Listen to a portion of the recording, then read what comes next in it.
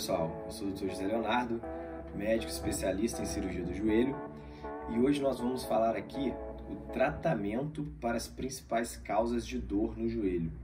Então, quais são os principais tratamentos para as principais causas de dor no joelho? Então vamos lá, as principais causas de dor no joelho, o que mais comumente a gente atende no consultório são lesões no menisco, a condromalácia ou a condropatia femoropatelar e a artrose ou desgaste da articulação. Esses são os três principais pacientes que um especialista de joelho atende no consultório, tá? Então a gente vai começar falando sobre o tratamento das lesões do menisco. O tratamento das lesões do menisco, ele varia muito do tipo da lesão do menisco. Existem, basicamente, para as lesões do menisco, existem dois grandes grupos de população. Os pacientes com lesões agudas, que não tinham dor e se machucaram, tiveram uma torção, um mau jeito e de repente começou uma dor no joelho, e aí a gente faz o exame físico e já tem uma suspeita de uma lesão meniscal no exame físico que se comprova com o exame de ressonância magnética. Então esse é um tipo de paciente, o paciente que se lesionou e começou a ter dor no joelho. Existe o outro paciente que tem uma dorzinha leve, crônica, uma dorzinha que sempre incomoda, e você faz a ressonância e tem uma lesão por desgaste, por desuso. A gente chama, desuso não, por desgaste mesmo. A gente chama de uma lesão degenerativa do menisco. Geralmente são pacientes maiores de 60 anos ou 50 e poucos anos. Mas em geral são pacientes com um pouco mais de idade. Então a gente tem esse bimodal aí nas lesões meniscais, tá? E aí o tratamento varia bastante entre esses dois grupos, tá?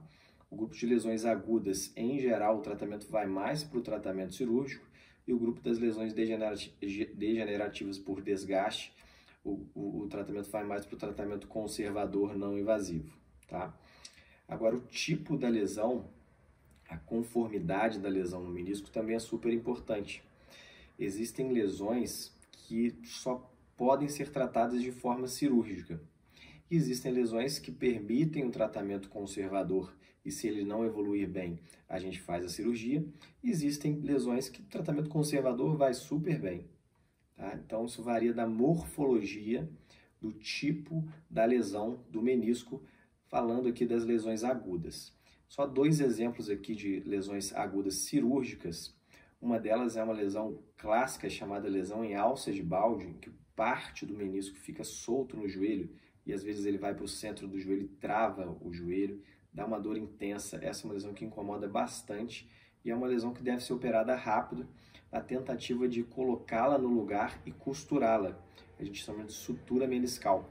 A sutura meniscal, ele é um tipo de tratamento para a lesão do menisco, em que a gente consegue colocar o menisco na posição anatômica dele, a posição normal dele, e costura ele no local. A gente utiliza alguns artifícios biológicos para ajudar essa cicatrização. A grande maioria dos casos, mais de 80%, 85% dos casos, cicatrizam e o paciente passa a ter uma vida normal depois da cicatrização e com o menisco ainda funcionante. Uma outra opção de tratamento, em que às vezes não é possível fazer essa costura do menisco por uma série de motivos, o pedaço do menisco tem que ser retirado. E aí o paciente fica sem aquela parte do menisco. A longo prazo é ruim, porque isso pode gerar um processo de artrose nesse joelho. Porque o menisco, ele é um amortecedor do joelho. Ele funciona para a cartilagem do fêmur, quando é comprimida sobre a tíbia, quando a gente fica em pé, corre, salta, pula, o menisco ele amortece e diminui o impacto, diminui a absorção, aumenta a absorção entre essa articulação. Ele melhora também a produção de líquido articular. Ele tem uma série de funções para tentar preservar a cartilagem. Então, se a gente perde pedaços de menisco, a gente vai aumentando exponencialmente a chance de ter artrose. Então é super importante a gente sempre tentar prevenir. Teve uma lesão, torceu o joelho, começou dor, vá logo ao médico para tentar definir o quadro. Se for uma lesão meniscal cirúrgica, opere logo para você ter menos chance de ter problema. Quanto mais rápido operar, maior é a chance de cicatrização. Lesões antigas também são passíveis de cicatrização, mas essa chance diminui. Então, sempre é muito mais interessante tratar alguma coisa precocemente do que ficar esperando isso, postergando isso, tá? As lesões degenerativas, em geral, do menisco, a gente trata sem cirurgia, com tratamentos conservadores, que é a base de fortalecimento muscular, alongamento, exercícios aeróbicos de baixo impacto, que é um grande tripé do joelho que a gente utiliza para processos de desgaste, que a gente vai falar também mais à frente. Então, vamos falar agora sobre o segundo grupo de patologias muito comum da gente atender. Basicamente, aí 30% do nosso consultório são pacientes com essas queixas, que é a condromalácia ou condropatia femoro-patelar. É um desgaste na cartilagem entre a patela, que é o osso da rótula, e o fêmur. Então, esse desgaste ele pode ser um amolecimento da cartilagem, que é a clássica condromalácia, ou esse amolecimento pode ir ficando mais profundo, gerando de fato uma condropatia, e ela varia em graus de 1 a 4, 1 mais leve, 4 mais grave, onde já tem exposição óssea. Então já houve um desgaste total da cartilagem e o osso já está exposto. Então é uma lesão um pouco mais grave. Tá? Essa condropatia ou condromalácia, ela pode se concentrar numa região pequena ou pode se concentrar na patela toda. E aí é bem mais grave. Para a gente tratar esse problema, o ideal é pegar esse paciente no inicinho, quando começa a ter a dor, começa a ter sintoma de estalo ou sensação de areia no joelho, e trabalhar bastante a musculatura da coxa, o músculo do quadríceps, os abdutores da coxa, os rotadores externos do quadril, que são os glúteos. Então é super importante estar com essa musculatura bem desenvolvida, porque a gente melhora, a gente diminui a pressão da patela, que é o osso, vamos supor que aqui é o fêmur e aqui é a tíbia, então esse é o joelho. A patela é o osso que fica aqui deslizando sobre o fêmur. Se o músculo está fraco, a patela desliza sobre muita pressão em cima do fêmur. Se o músculo da coxa está forte, a patela se afasta e desliza sobre menos pressão sobre o fêmur. Então, o fortalecimento muscular ajuda bastante quem tem esse problema de condromalácia ou condropatia femoro-patelar. É o pilar do tratamento da condromalácia. Tudo que vem mais vem como adjuvante. O principal é o fortalecimento muscular. Mas às vezes o paciente não consegue fazer esse fortalecimento muscular por causa da dor. E aí como é que a gente faz? Então a gente tem que entrar com medicações analgésicas, medicações às vezes anti-inflamatórias por um curto período. Existem medicamentos anti-inflamatórios, entre aspas, naturais, que são os fitoterápicos, à base de cúrcuma, que tem um resultado bom, que tem que ser testado nos pacientes, não é todo mundo que se adapta. E existem os condroprotetores, que são os remédios para tentar tratar a cartilagem. Dentre eles a gente tem o colágeno tipo 2, que é o não hidrolisado, super importante para o tratamento da cartilagem, melhora bastante a dor e tem uma propriedade de melhorar também a qualidade da cartilagem ainda não lesionada. A condroitina glucosamina, que vai pelo mesmo caminho, e também a diacereína, que também tem uma ação anti-inflamatória, entre aspas, fitoterápica também.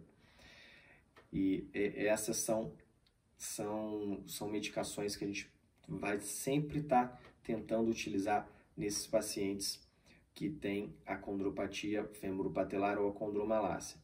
E a gente tem as infiltrações à base de ácido hialurônico, que ajudam bastante na lubrificação da articulação e diminuem a dor de forma importante.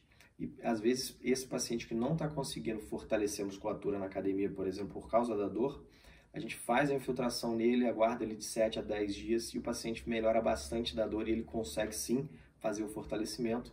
E aí sai desse círculo vicioso de músculo fraco, aumento da dor, aumento do desgaste na cartilagem.